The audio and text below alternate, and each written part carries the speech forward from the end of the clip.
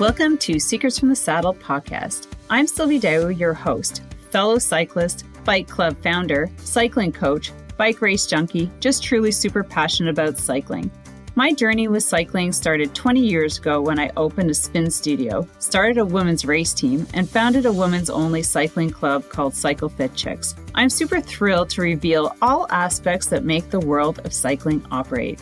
I'm so excited to be able to bring you interesting people from around the world, pro cyclists, recreational cyclists, coaches, event organizers, bike shop owners, everything and everyone you need to know or ever wondered about when it comes to cycling. I know you'll enjoy this episode.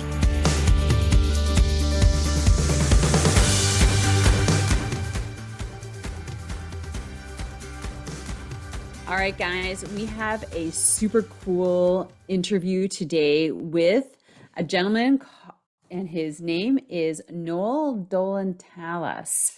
Noel is an inventor and the founder and CEO of Aenomaly Constructs.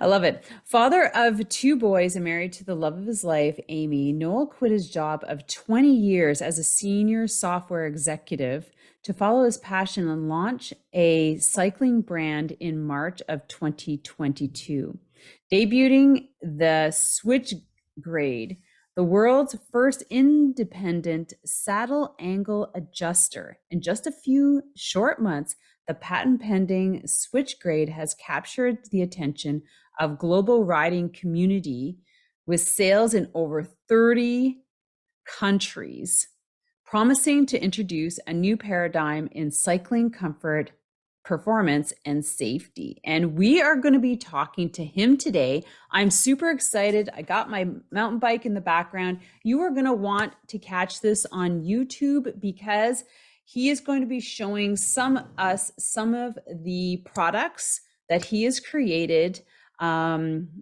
as we conduct the interview. So if you've been watching this, or if you have one, or if you're considering, you're going to want to watch this podcast on YouTube. So make sure that you go to our new YouTube channel. You can Google Secrets from the Saddle podcast. It'll plop you there. Make sure you subscribe and put the notifications on so you don't miss an episode. We have 2 episodes a week. I have coaching for winter cycling going up there now, and you definitely want to take a look at Friday's podcast episode with regards to getting yourself set up for winter training and how to do it properly so that you come out as a faster cyclist at the end and not a burnt out and tired one. So I hope that you enjoy this episode. I'm certainly really excited about talking to him and learning more about this. I was super intrigued when I saw it on Instagram, and maybe I can get one to test out as a female mountain biker, but we'll see. So hold on and let's get into the podcast episode, shall we? All right, everybody, welcome back to another episode of Secrets from the Saddle, all things cycling podcast with your host, Sylvie Dow. And we have a really cool interview for you today. I did mention that you should be watching this on and catching it on our YouTube channel because we might have some cycling demos from Noel. So we have Noel Dolotallas, and he is in Richmond, BC. So an amazing, Canadian human. Yeah, I'm in Ottawa, so on the other side. And he is the inventor and founder and CEO of Aenomaly Constructs. Welcome, Noel, to the podcast. Great. Thanks for having me, Sylvie. Happy to be here. I am so excited that you accepted my invitation. Like, you have no idea. So we have an amazing, we're going to be talking so much about his patent that he's come out. But before we get into all the fun stuff, let's hear from Noel. How did you get into cycling, and how did it lead you to leave your job and start this company? Wow. Okay. I know. Yeah. So maybe I'll stick with the practical bits because I could probably go back to when I was 2, but I don't like everybody does. It's okay.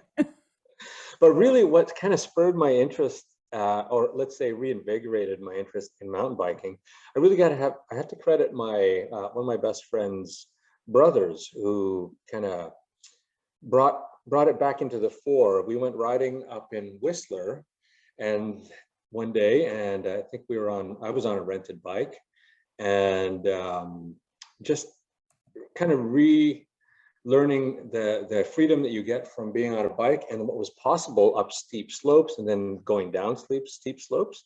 And before then, I just thought of biking as more of like a commuting type of thing to do, piddling around neighborhood. But I instantly fell in love with the sensation of riding up and then more so riding down. And that was probably in around 1992. So I'm kind of showing my age here. But quickly after that, I was just obsessed with the sport, and I have been since then. Yeah, I'm kind of a bike fanatic. I'm sure my wife can attest to that by the number of bikes we have in our garage. Yeah, and being in BC, it's kind of a cycling, mountain biking mecca, Yeah, yes, like exactly. Quebec. No, Yeah, that's right. That's right. a bit over here. So Yeah. so that being said, like how did you so first of all, share with us your patent, like what we're going to be talking about today. Okay, so what we've come up with is, if I can show you guys really quickly, very quickly, this is a prototype of the next version of this. So what we've come up with is an independent saddle adjuster called the SwitchGrade. So really the premise behind it is it allows you to change the angle of your saddle up or down. So that way, when you're going up a steep hill, rather than sliding off the back and prematurely fatiguing your arms, your legs, and your torso, this allows you to flatten the saddle up so that you don't have to work as hard, and you just basically spin up. And then once you get to the top and you're ready for the descent, you flip it back around, and it changes the saddle angle again for a better position for downhilling. But I can run through a demo. I've got a bike right behind me here, but maybe if you want, Sylvie, we can save that for another part. But yeah. Oh, we're gonna need the demo. I want the Oh, demo. oh, Well, you we want to could see? do that in a second, but yeah, keep telling us about how you decided that this was something that you needed to create. Yeah, good question. So that will bring us back to, I'd say the mid 90s. And so my entry and foray into mountain biking kind of went just the same as I'm sure a lot of guys. I went from a full-on hardtail. Yeah. I think my first bike that I bought with my own money was a Calgary brand, which I don't think is around anymore. It's called Tech, and I love that bike. Fully rigid, but it did everything I needed it to do, and also I didn't know any better. So to me, it was the best bike in the world. Yeah. What it could be. And then, of course, luckily, it was a great time. I'm sure, Sylvia, if you were riding around then, technology was constantly changing. Mm, And slowly we got into suspension. yeah. Disc brakes didn't come till later. But one thing that was constant, especially if you live here in BC and the types of trails that we do here, everything starts first with horrific climbs, like horrendously long climbs. And I remember talking about it once on a forum, I think probably MTBR, and I just kind of assumed that was the case for everybody. And I couldn't believe the amount of feedback that I got and questions where everyone was saying, like, where is this magical place that you have to climb 30, 40 minutes, but then you have like an hour and a half of descending? Where is that? Where is that? And You're like, no, this is not happening to me. This yeah, sucks. Like, yeah, but that was the reality of our riding here. Everything here, you're yeah, looking yeah. at least a 30-minute climb to get to the goods. And we're talking sometimes pretty moderate grades of 9 degrees, but sometimes upwards of 20, 25. That's hard enough, 9% when It's you're doing it for like 30 minutes. yeah, right. So what happened was, fast forward to probably, I'd say around 90, 97, 98. um, when we were starting to ride downhill bikes. And that's when it was like full on 50-pound downhill bikes, Yeah. full armor, full face helmets and everything else. And of course, we were pushing those big behemoths up, but sometimes we would have to pedal sections. And that's when the idea first came to me, was like, oh man, this really sucks. I'm sliding off the back of my saddle. This is already hard because it's a heavy bike and it's pitchy. And I said, why couldn't we just, I wish there was a way I could just tilt my saddle up. And that's literally when I sketched the first drawing back in 1997. Yeah. And I sat on the idea since then. And yeah, Whoa, that's like, yeah. I mean, 20 years? yeah, I look back at those drawings now and they're pretty rudimentary, but they at least the idea stuck with me. And that's Uh-huh. typically how I think of inventions, is I let it ruminate, let it incubate for a long period of time. And if it still sits well with me after so and so time, then it's likely that we'll do a little bit more research. But that's really what kind of gave rise to this one. Yeah.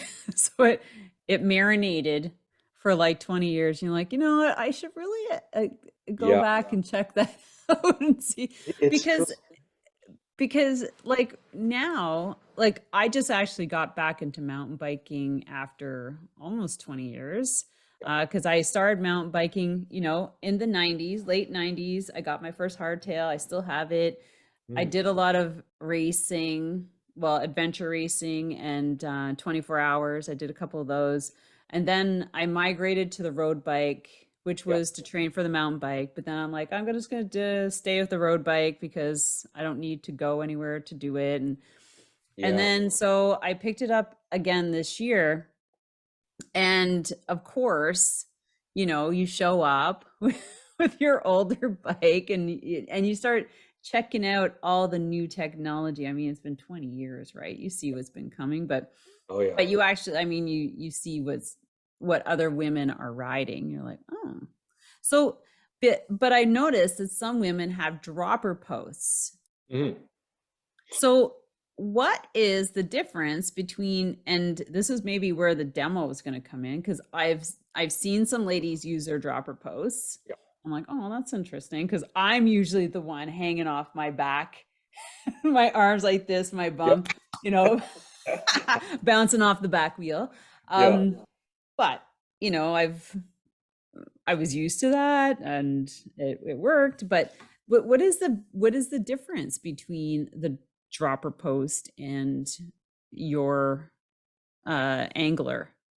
Good question. So the dropper post really just controls axial movement along a horizontal plane. So if you look at this dropper, Yeah, it's just like, just goes up and down, which uh-huh. is an amazing invention and arguably probably the best invention that mountain biking has seen in the last 15 years. And the benefits there are, that most obvious is when you're climbing up, it allows you to have longer leg extension, and it makes it easier for climbing. And then of course it scoots your saddle completely out of the way when you're going downhill, which Yeah, is really cool. The one thing that it doesn't address, and this is where our product comes in, is with rotational movement, angling this way, because the saddle only applies, or the dropper only applies, movement up and down. But yeah, because we add this, that has been the missing link in terms of comfort, biomechanical efficiency, safety, and everything else. And right. um, it's an interesting thing because anytime you come into the market, and whether it's biking or any kind of market with anything new, you're always going to be met with some resistance, and a lot of that comes from the lack of knowledge. Mhm. They just don't know. I'm sure. Person that came up with a microwave was probably met with criticism. Person that made the TV, I'm sure there's a case studies on all of these things, and likewise with us. Trying to share with people that there is a new paradigm, there's a different way to ride. But we don't want to say there's a better way, although I would like to say there is a better way. It makes it better. Yeah, it makes it better. But we Yeah. just have to challenge people's thinking and accepting that there is a different way of doing it. Now, the good thing that supports it is there's a lot of science now that has come up and talked about the benefits of saddle tilt and its enhancements towards biomechanical efficiency, as I mentioned, Mhm. safer and all that too. And I won't profess to be any kind of biomechanical expert, but we're lucky that we have quite a number of them as our customers and ambassadors. So they would do a much better job of explaining that than I would. I'm just here and I use it because it works. That's all I know. I know. It's got to work pretty well. So, Yeah. Noel, can you give us a demo? Sure. Because you know what? One of the things that I've always, and I'm actually struggling with right now, is the saddle on my gravel bike. And I don't know if this could help. But so because I don't know, I'm not having a good time, Yeah. over long distances. And I was thinking about that because it's always like it's supposed to be level and that's the way you set it up and then it's up and down and I'm like, you know what? I don't think so. I need to angle it Yes. differently. Um, so what do you think about that? Yeah, yeah, definitely. So when we first launched this product, we have a huge laundry list of features and ideas that we want for different versions of the SwitchGrade. But Hmm. in the interest of getting things out the door quickly, we had to cut down and just get something launched. Right. But ultimately, and of course, maybe this is born more from my bias and the fact that I ride mostly enduro and free ride style Uh-huh. riding. But yeah, the first iteration is geared more towards it. But we even now, as it is, in fact, actually, I just shared a post from one of our customers, Barry LaChapelle, who is the owner of Bike Gear Database. And his site and what he talks about is all about bike packing, which is, again, Oh, yes, so these are all yeah. very close disciplines. So I guess all that just to say that we're looking at different versions of the SwitchGrade to match the variety of subdisciplines that we have in the sport, for sure. And Oh, gravel, we've been speaking with some gravel people, but with anything, we always want to make sure that we get the requirements right. So yeah. yeah, we're going to take our time with that and make sure we do. I know everybody's like, can you make it for this? Can you make it for that? You're like, You have no idea. Every day, that's what we get bombarded with. This is like, can you make it work with this seat post? And what about, can you do this? But that's been oh, one of the most fascinating things. If I can share with you too, Sylvie, like yeah. being a bike nerd and being an inventor is something, that's always something I've been wanting to do. And I can't tell you, one of the most rewarding parts of this journey has been um, uh, I don't want to say that I've inspired this, but what inspires me is people come up to me and say, "Oh my God, I had that same idea. I just didn't know how to do it." And they're sharing their concepts with me, and so it's just put me in touch with some incredibly passionate riders and people that have their own ideas. Uh-huh. Whether it's a similar kind of invention or others, but it's just been, I love it. It really makes my job something special. It's great. So is your background well, I know your background is a software executive, but is your background engineering? No, not at all. Mine is in marketing. Actually, I helped a software startup, early stage startup company, and we grew it from a single office to 13 offices worldwide. But yeah, I took care of our sales and our marketing globally. But I've always been very inquisitive, and I learned very early on. Um, Sometimes I wish I had pursued an engineering degree instead because I would love to tinker, and I've been making things since I was a kid. You can And still go back to school, Noel. No, I'm just kidding. yeah, funny, I've been thinking about it, but I don't know. These gray hairs might have something to say about that. You could But go back as a professor. Now, yeah, this is how you take a product and market it and get it done and to yeah, pro. So, I who could. have you been working with to create your the seat post? The So what I was doing was while I was still working um, at my day job.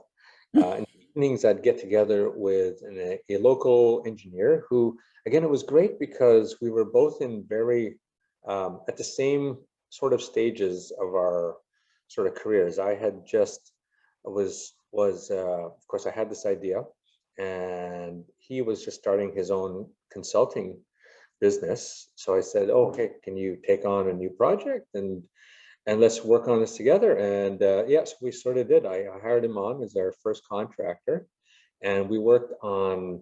I think we altogether we probably created around 7 or 8 different prototypes, and this spanned over a period of nearly 3 years.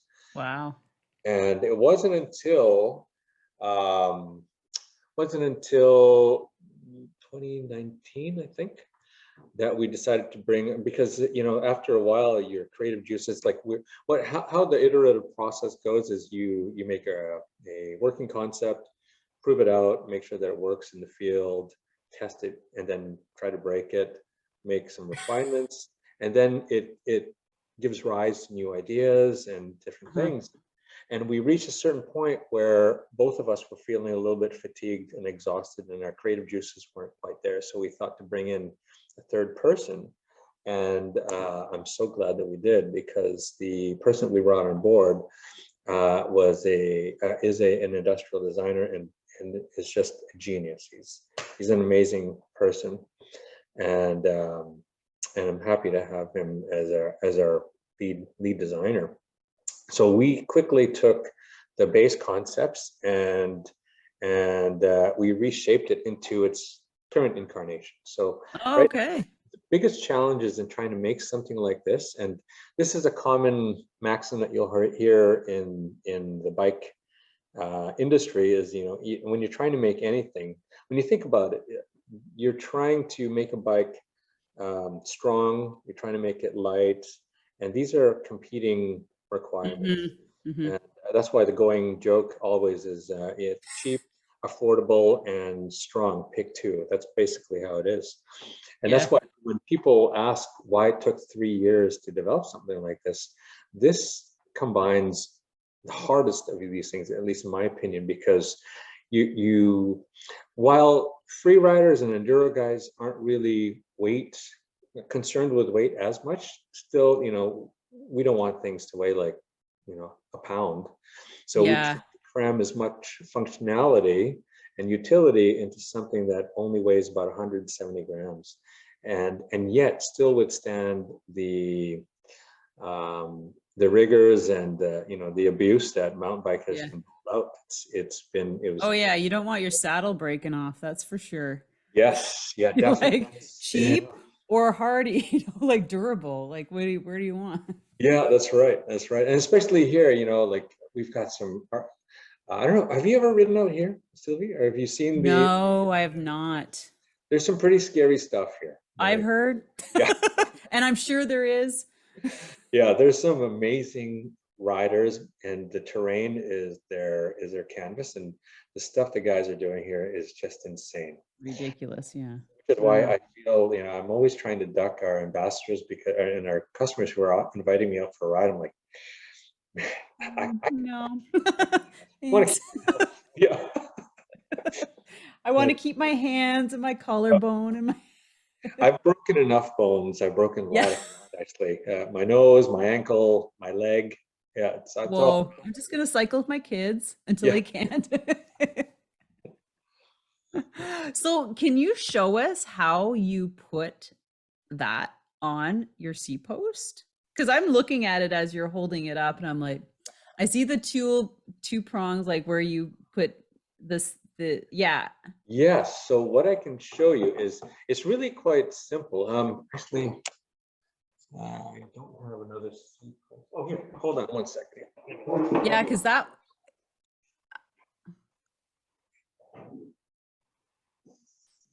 Noel's going to get his other C post, so hang tight, everybody. Okay, so yeah, here you go, Sylvie. So here's Okay, perfect.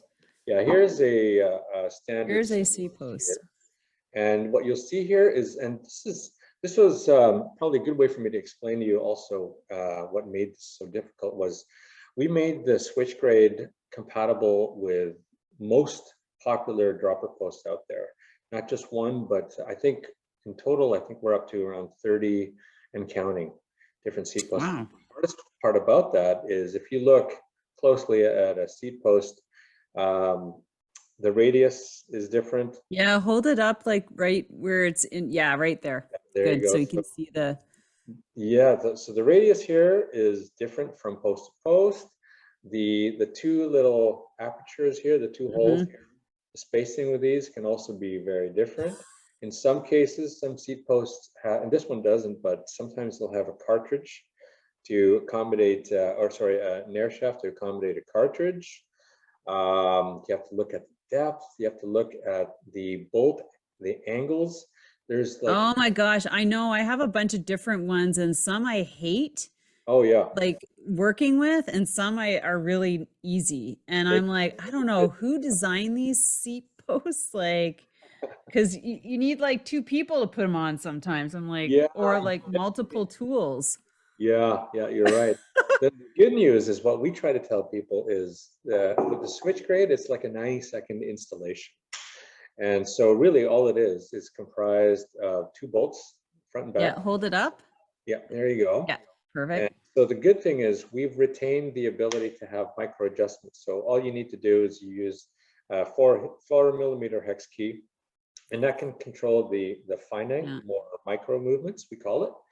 And what the SwitchGrade does is it controls what we call the macro movements. So with the SwitchGrade, you have three different positions. You have the neutral position, which you can call, we just say it's the base, so the neutral position. Yeah. And then when you're ready to climb, it starts going uphill, you can tilt it forward, and that tilts it down 10 degrees. Oh. Yep. And then once you hit the descent, you slam it into downhill mode, and there it goes. But I can show you how to do that on the bike. It's probably a better way of demonstrating. Yeah, please. Yeah, Because for sure. I'm thinking like, I don't, do you take your hands off your handlebars to do that? Yes, you do. So that's one of the things that it's, at first it seems like a pretty scary proposition to take your hands off. Yeah. And I can attest to that. I know very early on, my very first dropper post was one of the hand actuated ones, and that was pretty scary. The good news with the SwitchGrade is it's not unlike a dropper post, which you will activate several times per ride. The SwitchGrade essentially, arguably, you only do it twice. You do it before a climb, and then you keep it that way all the way for the climb. And then Right. once you're ready to descend, then you switch it back to descend mode, and that is it. So Ah. you really do it when you're either stationary and off the bike, or when you're traveling at low speeds. We don't Mhm. recommend ever doing switching up when you're going at speed. That can be a scary thing. Yeah, But because so it's just like preparing yourself for the hill. You yes, change your gears, you adjust your saddle, and you get in before the yes, hill. 100%, exactly. So once we explain that to people, then oh, okay, now I get it. Because, and yet I say that, but I've gotten so used to it because I've been using it for well over a year uh, Hmm. now, and so I can do it on the fly and I have no problems. But that's because I've mastered it. But yeah, here, Yeah. Sylvia, I'll quickly show you if you don't Yeah, mind. let's do it. So this is my wife's bike. I don't know if you can see that. Let me move this out of the way here. Got my wife's bike. Banshee. Cool. And yeah, it's a Banshee, another Canadian made bike. But Really? Where is that in Vancouver? to be honest with you, I can't even remember now. Huh. Um, I've never seen that brand. Now it's going to bug me. But yeah, it's a brand. But they make beautiful bikes. This is a Spitfire V2. So it's a few years old, but still, I'm a sucker for raw bikes. Yeah. But here's what we've got. This is again my wife's ride, and how you typically do it. So I guess I mentioned to you, it's got 3 positions, and you can see one of the things that we did here too. Was if you can hear that clicking, Yeah.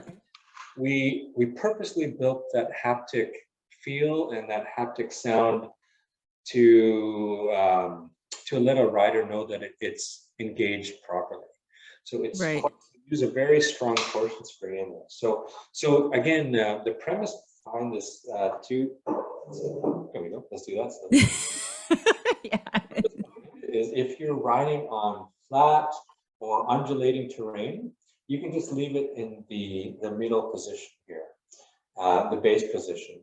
And again, depending on the configuration or the shape of your saddle, your own preferences, your bike's seat tube angle, you could have your base setting set at either 0, or like for myself, my personal bike, I leave it at a -4-degree tilt already, because at -4, it already addresses some of the more moderate hills, and then I reserve the climbing for really steep pitches.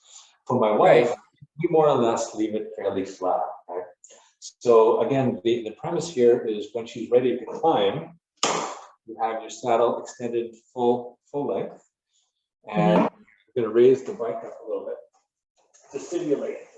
So now you can see if the bike is angled, what happens is as the bike lifts up to meet the grade, so too does your saddle. And so the negative aspect of that is it does quite a number of things. What it does is it closes your hip and your torso angles, which makes, that's the reason why you have difficulty breathing when you're climbing, because you're closing everything up. Yeah, you're compressing everything. Yes, and then now because of that, now your weight transfer is more biased towards the rear, which again, you're having to choose between keeping traction on the front wheel or driving traction to the back. Now, the common sensation you have if you climb like this is you're going to feel like you're pulling wheelies, which is horrible. And that's when you have to constantly do this rocking motion to try to find some kind of peace and comfort. The other thing that this does is you can see with the nose being pointed up where it is, you can imagine what that does to your sensitive bits. Yes. Yeah. This is the whole reason why, because what that does for men, it really hits the penile arteries and the perineum, coming to both. And that's the reason why you have numbing and discomfort and just general, it sucks. Yeah. What happens when you use a SwitchGrade is it just flattens it out. So now, instead of sitting on the nose of the saddle, now you can sit where you should be sitting. It's flat. You're no longer sliding off the back. It centralizes your weight distribution between the 2 wheels. So now you are simultaneously driving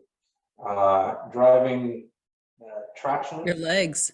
Rear wheel, on every stroke, and the front also stays down. And then that's really it. This simple thing. I can see that. I can see, like, is it you're bending over, you're allowing yourself, instead of like this, like sitting flat, you're allowing yourself to straighten up and bend over, and that body distribution over your bike. Exactly. Exactly. So that's been the biggest boost. And again, still, and again, I'll share with you, my first thinking was this would be the biggest benefit would be for climbing.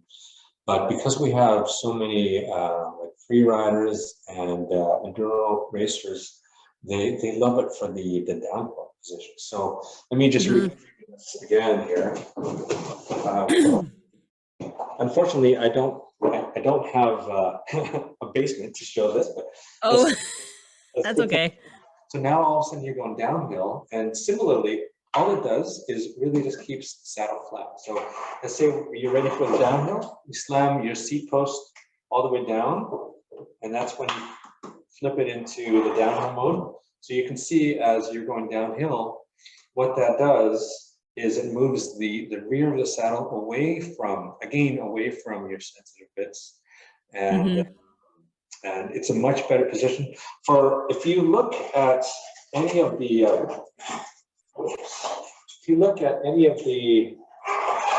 pro downhill riders, you'll notice that they have their saddles positioned like this. If you look at any of their the UCI World Cup racers, enduro riders, even dirt jumpers and slopestyle guys, you'll notice that their saddles are like this. And the reason for that is, again, there's a safety aspect because it shields.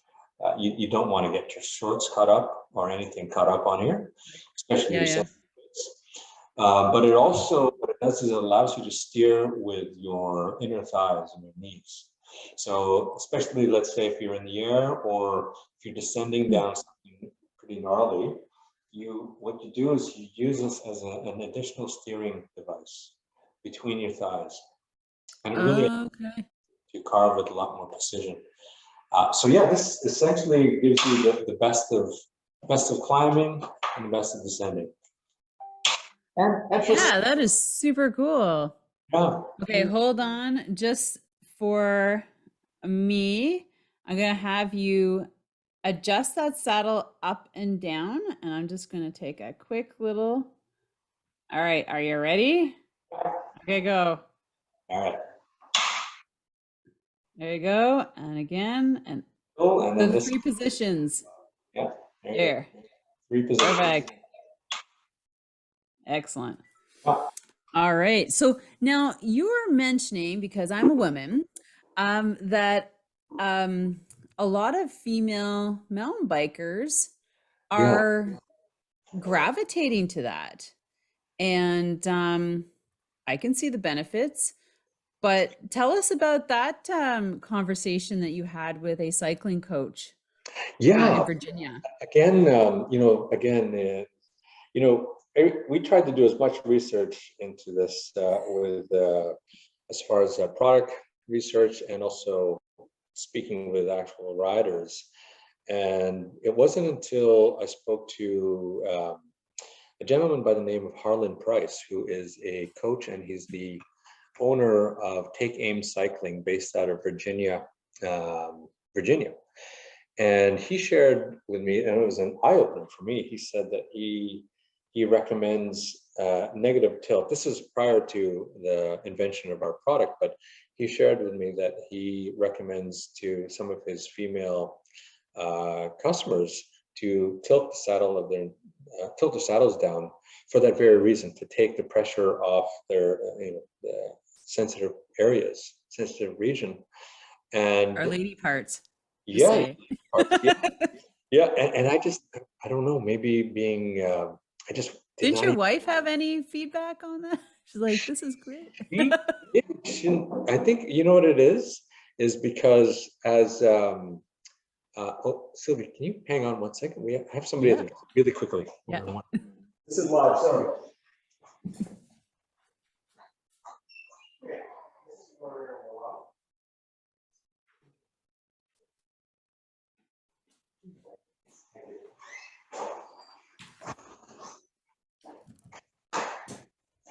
Well, that's the fun stuff of working at home. We have to take deliveries here. So that was something we were expecting. Yeah, sorry about this, Sylvie. So what I was saying was, I think my wife, just like so many of us, we just accept that climbing sucks and it hurts. And it hurts, yeah. You numb it. And it's the bike shorts, and it's this, and it's that, and yeah. So you generally just expect it, but you don't. Many of us don't think about what they're going through. They just kind of do. They just expect it. Yeah. Accept it. But yeah, it wasn't until Harlan pointed it out that I didn't really realize that women apparently could potentially have it even worse than men. So I was coming from a place of experience because I was one of those people that used to suffer lower back pain climbing, like lower back pain, and also numbing in the perineum as well, perineum, and that was sort of the impetus behind that. But when Harlan brought that up for women, that was a huge eye opener for us too.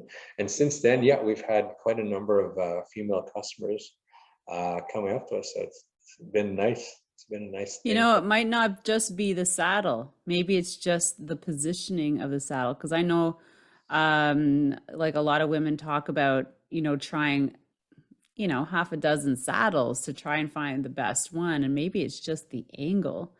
And I know, like I was mentioning to you, that I was having some issues with my gravel bike Mm. and I had to change the saddle. So I know that, um, I take a certain size, like a 53 centimeters, Yeah.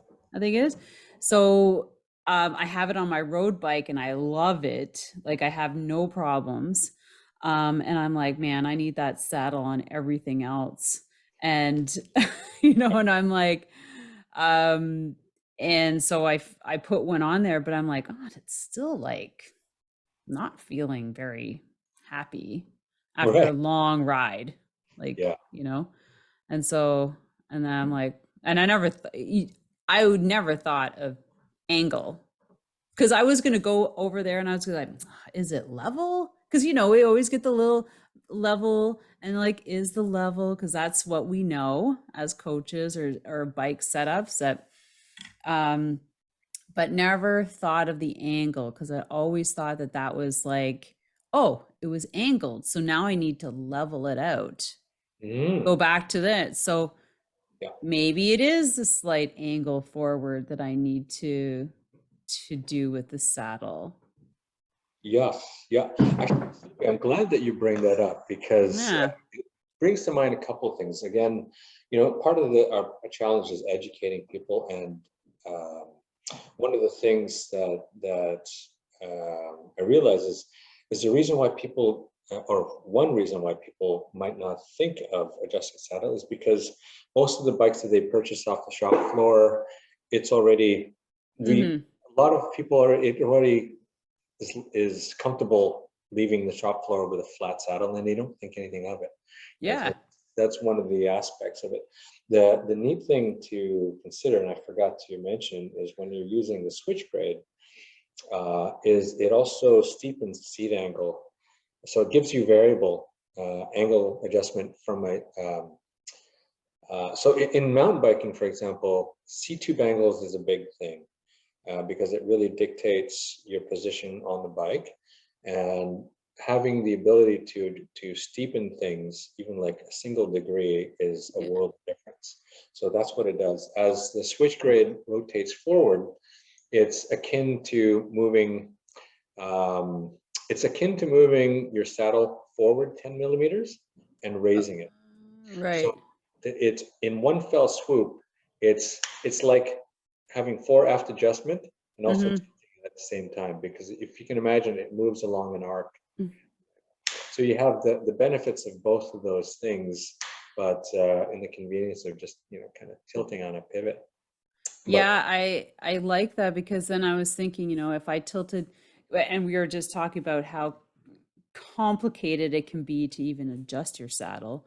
Forget mhm, about like, wanting to take your saddle on and off and making it perfect again. But yeah, this is great, because like if you adjust your saddle, I'm like, okay, it was great for that ride, but it sucks for this ride. yeah, And and then you're like, oh my God, I don't want to get into, doing these adjustments all the time. I like that option of being able to adjust it, because gravel riding, you do get into some longer, steep climbs if you're, attending events, or even if you are riding, you know, regularly. Because, around here in the Gatineau Park, you can take your gravel bike in there and do some fairly steep rides, as well as your mountain bike. Um, I like that. I like that option, actually. It makes you think about that. And I think more women would actually consider putting that on, their bike, so that they do have that option. Yeah. yeah, yeah. It seems to be happening now, so it's pretty cool to Yeah. watch. Yeah. So how much does it cost to get one of those? And do you have a special for two? Because everybody has more than one bike. You are super, super right. So yeah, on the subject of cost, I'll admit it's not cheap. Like we sell these for 245 US, and a lot of that has to do with the fact that again, you have to imagine we launched this product during the pandemic. Like yesterday. Yeah, exactly. It came out. We've been working on it a long time, but we decided to formally launch it. Um, we did the pilot project last year, which again that was a funny story in itself, in that we were kind of rushed along for faster than we Mhm. had originally planned, because the media took to it and just started spreading all kinds of yeah, just talking it up, and I was like, whoa, this is taking off You're like, faster than we had I didn't planned. even have to do any marketing. Yeah, okay, we got to turn our house into a factory, Yeah. unfortunately, um, which is essentially what we've had to do. But oh, I forgot where I was going with this.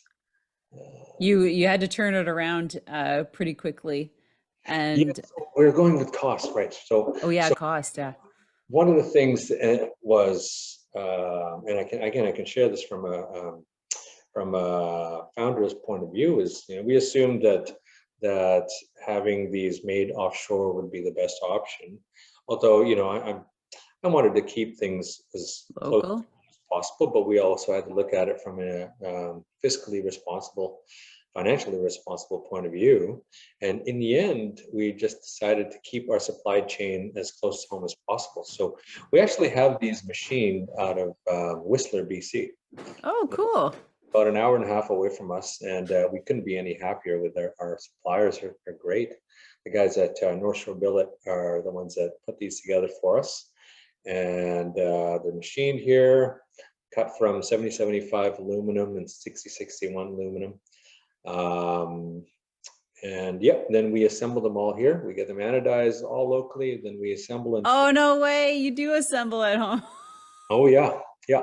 This is as micro startup as it gets. Yeah, right. But it has been stunning. But yeah, so we sell these for 245 US, Uh-huh. 284 Canadian. And yeah, we do actually offer a discount for people that buy two, because funny enough that you should ask that.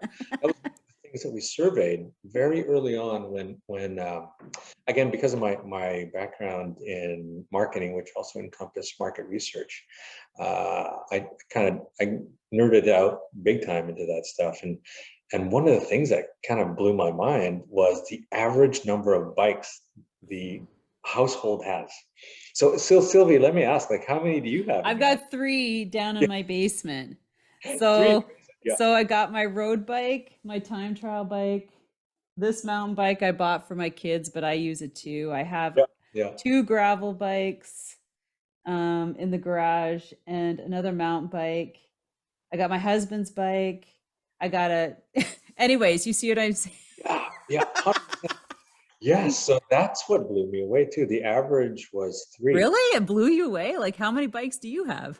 I have six. Yeah, yeah. Okay, so I guess maybe because I don't know. Maybe, again, I kind of live in my little bubble there, and I used to be one of those guys that would get a new bike every year, much to my uh, wife's chagrin, right? But uh-huh. yeah, because I need it. Right? I need a new bike. And then I need new wheels and I Yes. need a new this. Yeah, I used to be able to hide the receipts. Nah, not anymore. Just Yeah, a, right. It's good that she got a nice bike herself. So yeah, then, yeah, that's right.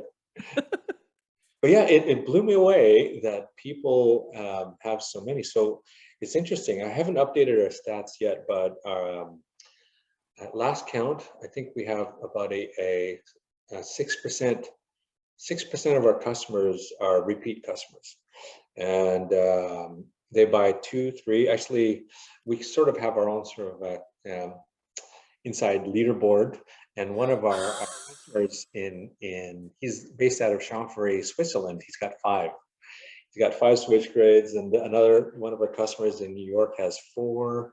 Many have so eight. do all these people have them on all their different types of bikes? Yes, Yeah, yes. so it's like a road bike to a gravel bike to a time trial bike to a mountain bike to a touring bike. Yeah, exactly. The Wow. as much as and I look back now and it was foolhardy of me not to realize the benefits for women. But the other segment that really woke me up was applications for e-bikes. And again, maybe it's because I don't have an e-bike yet. Uh, I know, we all say that. I threatening don't my have wife one with yet. this, I'm getting older. At first, it didn't occur to me why somebody would want to switch grade for an e-bike.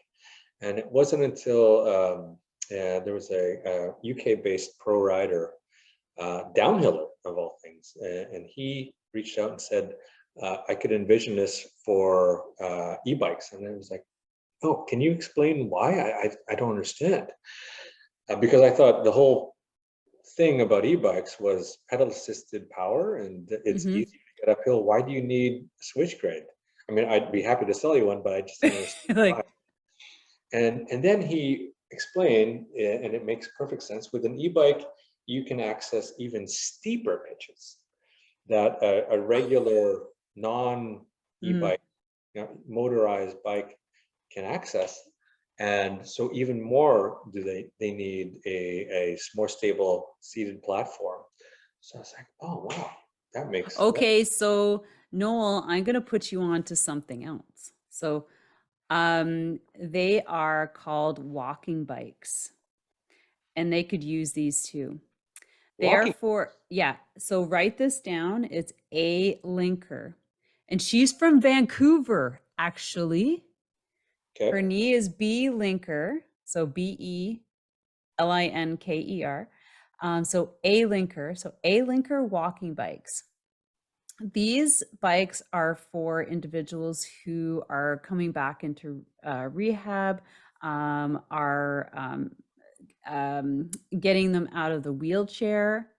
If they have the use of their legs, they can get on a bike and they paddle around and then they stop and rest and then they Mm, paddle around. And, she's also creating a bike that is for heavier set people. So going into like, diabetics who want to lose weight and get out and walk, but their ankles are sore.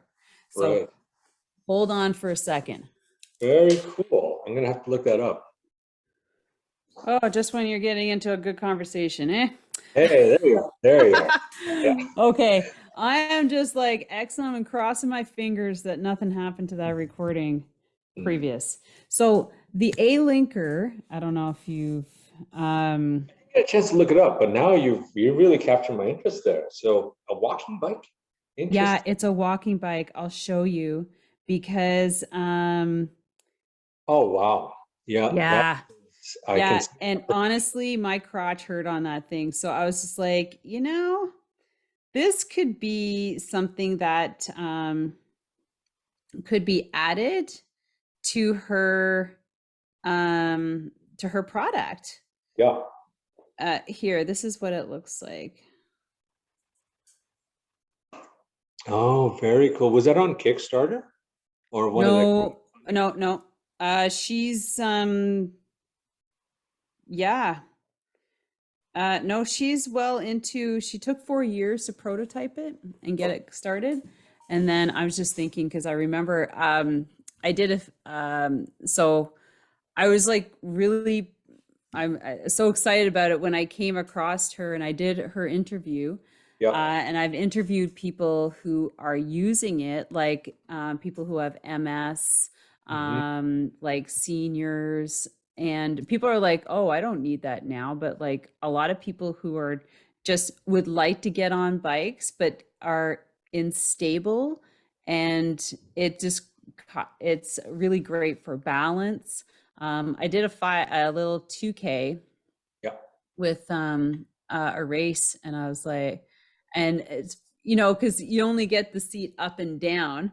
Yes. I'm Yeah. like, wouldn't it be great to have a little angle on that thing? Interesting. Interesting. I'm so glad that you see. So this is what I'm talking about. Yeah. it's a constant state of discovery, like before Uh-huh. that. And again, this is crazy because I'm a bike nerd and I consume everything bikes, and I'd never heard of this until you just mentioned it. I never. So now I got to go look that up. Yeah. But on that topic, the other, again, going back to that theme of discovery, our customers also shine the light on the capabilities or the applicability for the SwitchGrade on spin classes, because a lot of our, Oh my God. and that's, Yeah, because I used to teach a lot of spin classes. oh yeah, And I used to adjust those saddles, the be balanced, level, yeah, and and um and yeah, you can actually depending on a spin class, you can bring your whole saddle contraption in depending on the spin bike and right. switch it up with what's there. So then you can actually have your own bike saddle in your class Okay. So people, or Pelotons. yeah, yeah. So this is our, again, we are always trying to make sure we can before we run, but these are all things that we've cataloged as Yeah. investigate for sure. But yeah, like I said, we're my wife and I. This is essentially our baby, and we're just soaking it all up, and yeah, just kind of taking notes as we go along. I Uh, know, eh? You're gonna have to pick which ones you want to target every year. yeah, yeah, Things like for the next 10 years you can be working on. But yeah, there's no cycling is such depth of so many things, right? no, Yeah. we just came back. We were in Frankfurt, Germany last month, or actually July, sorry, for Eurobike. I'm not sure if you've heard of Yeah, that yeah. gigantic trade show. And this was their first year in Frankfurt. And yeah, we were just stunned by the magnitude of this event. It was just ginormous. So we were there on invite, and again, I was just blown away by the technology. I always think I do a pretty good job of staying on top of things. Impossible. It's impossible. The creativity that people have um, towards the sport is just phenomenal. The amount of innovation that we saw was just, it was inspiring. It's pretty cool. Really, Have you considered a 3D printer? yeah, we actually do use that for our rapid prototyping. Yeah, Oh, really? yeah, yeah. Otherwise, it would take like a long time. So, yeah, we use 3D printer in order to understand the shapes and make Yeah. sure that, like, especially where it came in handy is trying to figure out, because like I mentioned, like this one here is a type 2. So this one works with the RockShox Reverb, Xfusion, um, the SDG, no, I can't remember. There's about 10 or 15 different ones it works with. But again, trying to make these as compatible with so many different seat posts. How many Rapid, seat posts out there? Like, there are tons. So really, eh? so Wow. in some cases, some of the brands have white labeled. There's a few manufacturers based out of Taiwan that will make house branded, basically private branded seat posts, but Right. also a handful of great companies that make their own stuff. Like the guys at Bike Yoke make probably arguably, in my opinion, one of the best seat posts, dropper seat posts out there. The Revive Okay. is just a phenomenal seat post, right? But there's a lot. It's dizzying how many varieties there are. Right. And what we did was we cataloged all of the most popular ones, and we chose the lowest common denominator, and we injected that data into the creation of the SwitchGrade so that it could work with as many of the top posts as possible. But even then it's impossible to know all the different ones. And then Right. to mention, and one thing I should mention too is we've designed this thing to work with 7mm tubular rails, but we have Oh. a version that will work with carbon. Never even thought about that. Yeah, because we have got a lot of customers that have like 7x9, 7x10 oval. Oh, So those are, again, these are just the things that we're you're looking at like, enhancing. what? Yeah, yeah. But our guys are very forthcoming, and they're the ones that are sharing. Like every day, you have no idea. I'll get an email. My email just gets bombarded with like, "Hey, does it work with this saddle? Does it work with the seat post? I have this bike. Will it work?" Oh, do And you have something on your website you can just refer everybody to? yeah, yeah. There's we have our full list of at least our known compatible seat posts. The saddles, unfortunately, because there's literally hundreds and probably thousands. I don't even know, but it's impossible to have a list of all the compatible saddles. There's just too many. But generally speaking, we've made this thing designed so that it still allows for, you know how each saddle allows for some compliance. So it Yeah, has some room that's pretty low profile. And then the other standard thing is, again, yeah, this just the spacing between the two rails and also the diameter of the rails themselves right. standardized. So yeah. Wow. That's intense information. Uh, Oh my God. so Can yeah, I demo one there, Noel? Send it yeah, my way. I can definitely help you with that, Sylvie. I would love to demo and talk about it on women's forums because Love to, love um, to. Yeah. on a few now that I'm back in mountain biking and gravel is massive. Is it huge in your area? Well, I not in my area so much, but it's getting bigger. But I follow a lot of women in the States. yeah, And just across the border is like there's a gravel race every weekend, it yeah, seems, yes, somewhere. yeah, I've attended a couple in the States, and they're just like out of this world. Um, and I've attended a couple here, and it's you know, some are different, and some are festivals, and it's yeah, like you can get a tent at one of those, like that'd be great too. yeah, yeah. We definitely have plans to do so. Again, once we start getting something that's more refined for that Yeah, market, because you're right. Like again, I'm just still sort of new to that scene. I'm yeah. slowly sinking my teeth into it, but even here, you can observe it's huge. It's growing. Hmm. Well, So it just stems into like touring and bike packing and because it's kind of like the same bike. Maybe even cyclocross, you can cross over into that too with those bikes. yeah, Um, but yeah, gravel riding and gravel events are just everywhere. they're Yeah. big. Yeah.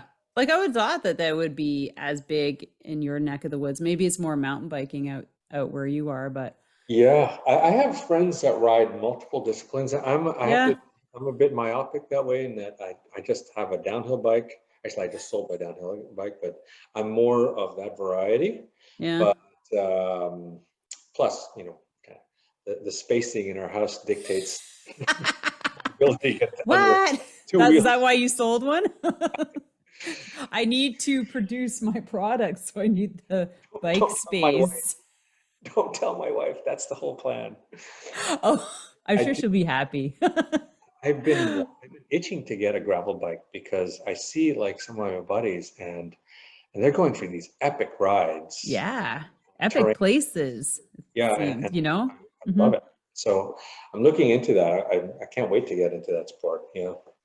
Yeah, so I found like now that I'm doing three Hmm. disciplines, I was always just mountain road, and then I moved into gravel, and then I got back into my mountain biking. So it is kind of nice being able to, especially I'm fortunate like you to have a place that I don't have to go very far to get on any one of these bikes. Yeah. So it makes it nice. So I can choose, okay, today I'm going to go mountain biking. Tomorrow I'm going to go gravel riding. And then I'm going to get back onto a flat surface on my road bike and appreciate a smooth ride. So I'm like, oh, And that's kind of been my summer. So Yeah. it's been really cool to be able to dive into just, picking and choosing what I want to do. Oh, So that's awesome. yeah, and Yeah. then finding different groups. You got different groups to dollar through them. Yeah.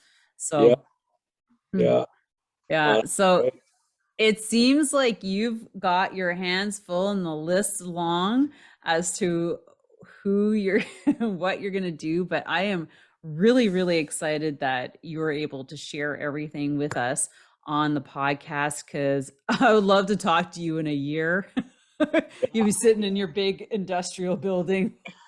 like,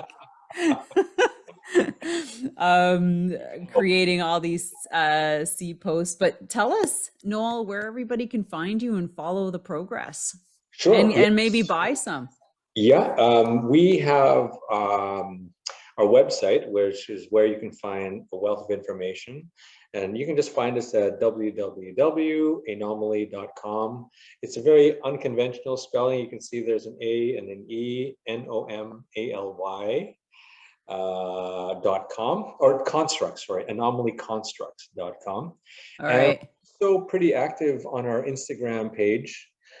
So you can follow us there too. But there, and also sign up if you can, go up on our website and sign up for our newsletter. And I haven't had a chance to because we've been so busy, but I try to keep a fairly regular newsletter.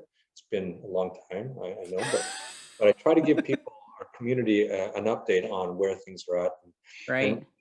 with Anomaly, SwitchGrade is our first product, but we really wanted this brand to be only about introducing groundbreaking innovations, things that the cycling community hasn't seen yet. That was sort of our blue ocean strategy, so that we didn't have to. Oh, blue ocean. Mm-hmm. Otherwise, it's such a competitive industry, and Yeah. we figured, we didn't want to come in with just yet another stem or another handlebar.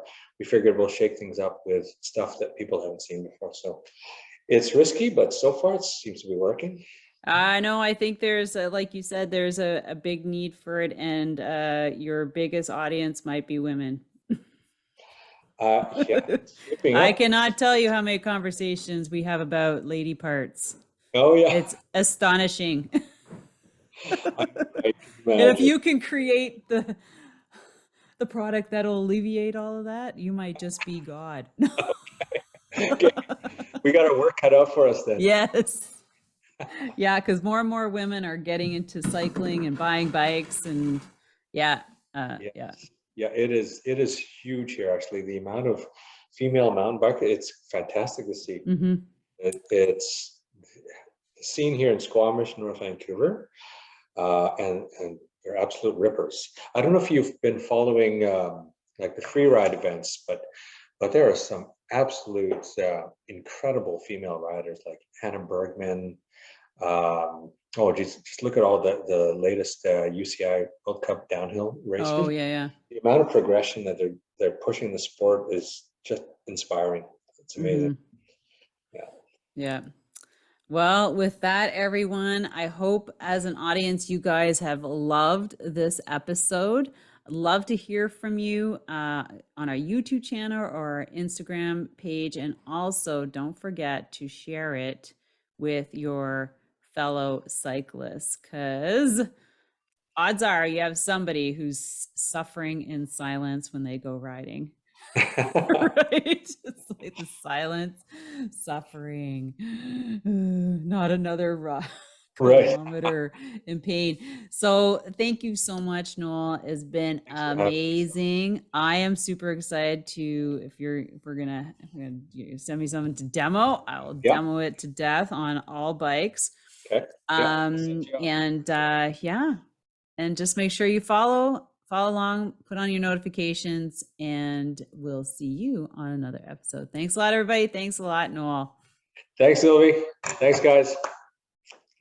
Hey, friends, thank you for enjoying this podcast episode. I'd love to invite you to visit our new and exciting page on buymeacoffee.com/secret saddle pod to check out some cool downloadables. And if you are so inclined, to supporting the podcast with the purchase of a coffee would be greatly appreciated in helping keep the podcast going. Also, providing a separate rating and review on your favorite platform with any thoughts about the podcast are hugely helpful and appreciated. Thank you so much and have yourself an amazing day. Thank you so much for spending this time with me on the Secrets from the Saddle podcast, learning more about citing people, places, and things that make cycling such an exciting sport. I am so glad you stopped by today. Please leave me a review if you feel so moved to do so. I would love to hear your feedback. And if you could take 1 second to share this episode with someone you think would enjoy it, I would be forever grateful. Also, if you could please leave me a review if you feel so moved by going to iTunes and leaving me an honest thought and an honest comment, telling me what you think, and most importantly, tell me what you'd like to hear more of. It would really help me to bring more great, inspiring cycling stories to you. Until then, have an amazing day, make sure you ride your bike, and don't forget to visit my YouTube channel if you'd like to see the full version of this podcast live.